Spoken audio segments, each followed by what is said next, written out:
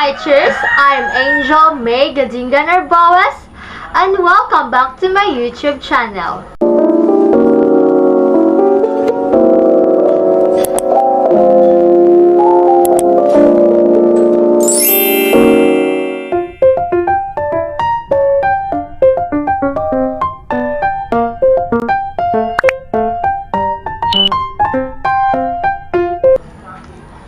So in this video, we will tackle about the teacher as a person in the society. So my assigned topic is value formation. You are on the road to moral development when you strive to develop your potential, your love, and care for yourself, and make this flow to others. You lead a virtuous life, and as advanced in age, you also advance in your emotional, social, intellectual, and spiritual development. Morality is the standard of society, used to decide what is right and wrong. We are to develop our morality and dignity when we develop proper attitudes and behaviors for self-development and towards other people in society. To be moral is to be human. It means that living with values are what makes us human. Values make some who they are. It is the person's principle or standards of behavior. It is an individual belief that motivates people to act one way or another. This leads to the question, is there a such thing as right, as unchanging and universal values? But before that, let us define what is universal value. A value is a universal value if it has the same value or worth for all or almost people. Universal values require us to recognize the human characteristics, both and good and bad, that we have in common with on our fellow human beings, and to show the same respect for human dignity and sensitivity in people of their communities that we expect them to show for ours. The universal values is clearly evident that we need for us human beings to survive because it informs us our thoughts, actions, and words. Universal values is helping us to grow our everyday as a dignified person. It helps us to develop our skills, talents, and human dignity. So how does universal human values affect that person's thinking and behavior? Values influence your behavior because you use them to decide between alternatives. Values, attitudes, behavior, and beliefs are cornerstones of who we are and how we do things. They form the basis of how we see ourselves as individuals, how we see others, and how we interpret the world in general.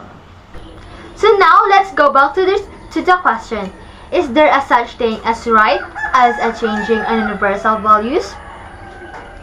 For the idealist point of view, there are unchanging and universal values they call transcendent values because they are the values of love, care, and concern for our fellow men. These values behind time, space, and people. They remain to be valued even if no one values them.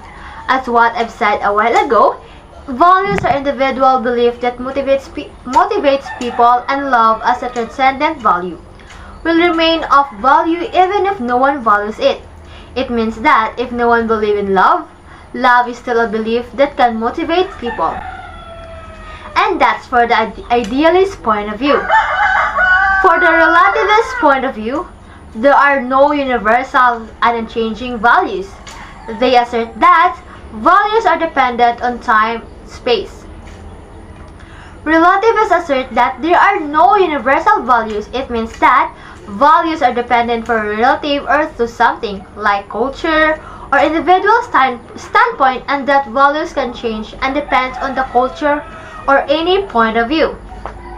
But how do we acquire value? Is value taught or caught? So the answer is values are both taught and caught. If they are not taught because they are merely caught, then there is no point in proceeding to write and discuss your values formation as a teacher. Values are also caught. We may not be able to hear our father's advice like do not smoke, because what he does, he himself smokes, is quicker than what he says. The living example of good men and women at home, school, and society have far greater influence on our value and formation than those well-prepared lectures on values excellently delivered by experts who may sound like empty gongs and changing samples. Our values are important because they help us grow and develop. They help us to create the future we want to experience. Every individual and every organization is involved in making hundreds of decisions every day. Decisions we make are a reflection of our values and beliefs, and they are always directed towards a specific purpose. The purpose is the satisfaction of our individual or collective organizational needs. Value formation is confluence of our personal experience and particular culture we are entwined in. Values are imposed from our family in childhood and reinforced through culture and life experiences. The value of, for example, kindness was imposed on me from my parents and reinforced through early childhood. Then I applied that value on the school playground and experienced how it helped me create a greater social bonds with my schoolmates. My personal experience growing up reinforced the value of kindness, as I experienced the adaptive effects of showing kindness and the moldative effects when choosing malice over kindness. All through my upbringing, both my personal experience and cultural surroundings both reinforce the value of kindness. The values of formation has four parts, which is the cognitive, affective, and behavioral or psychomotor dimension, training and intellectual and will, Max Keller's hierarchy of values, and lastly, the values of hierarchy. Though this is not part of my assigned topic, but I will just give some description of it. The three dimensions of values: cognitive dimension, affective dimensions, and behavioral or psychomotor dimension. Cognitive dimension.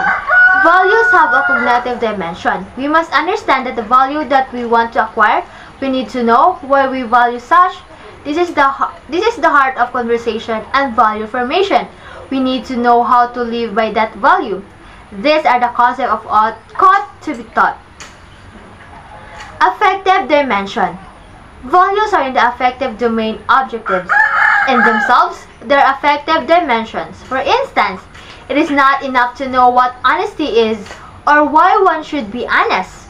One has to feel something towards honesty as preferable to dishonesty. Behavioral psychomotor dimension. Values also have a behavioral dimension. In fact, living by the value is the true asset test if we really value a value like honesty. Your value formation as a teacher will necessarily include the three dimensions. You have to grow in knowledge and in wisdom and in your sensitivity and openness to the variety of value experience in life. Training and intellectual will. Your value formation in essence is a training of your intellectual and will, your cognitive and rational appetitive power respectively. Your intellect discerns a value and presents it to the will as right or wrong value. Your will wills to act on the right value and wills to avoid the wrong value presented by your intellect. Max Keller's hierarchy of values. Max Keller's outlined hierarchy of values. Our hierarchy of values is shown to our presentable or to our preferences and decisions. Keller's hierarchy of values arrangement from lowest to the highest. These are pleasure values, vital values, spiritual values, values of the holy. So that's all, cheers. That's the end of my topic for this video. I hope you like it and gain some information about this video. Thanks everyone. Have a nice day. Remember, stay positive except in COVID. Bye!